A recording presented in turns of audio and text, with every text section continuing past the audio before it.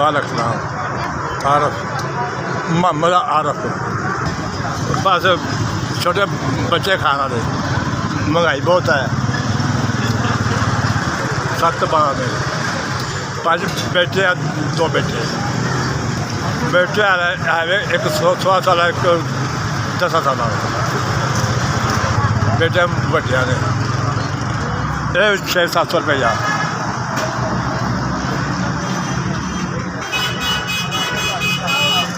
मुश्किल ही आना औखा काम नहीं है बहुत खराब जा रहा है बड़ा औखा जा रहा है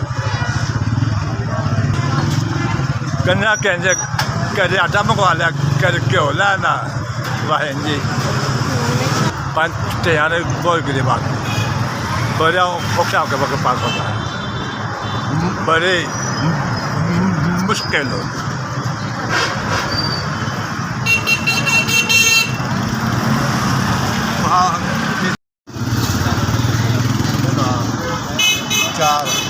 खुश हो बहुत खुश है बादशाह मेहरबानी उन्होंने मैं 4 आदमी मदद करो बहुत शुक्र रब ना तंद दे जिंदगी दे बहुत लम्बी जिंदगी दे बहुत ताबेदार बहुत अच्छे बंदे अल्लाह के बच्चा शामिल रखो भैन भ्रा शामिल रखो और माँ प्यो शामिल रखे उन्हें 1000 साल उम्र लम्बी करे माँ चलो जावा घ्यो ला लो करना चाहिए माँ चलो घ्यो आटा महीना ने 15 तो सकून लंघ जाए महीना 15-20 तो सकून लंघ जाते मेरे को सलामत रख अल्लाह पाक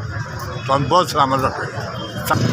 ऐसे भी आज थोड़ा भला तो मैं 4 जाने बहुत मेहरबानी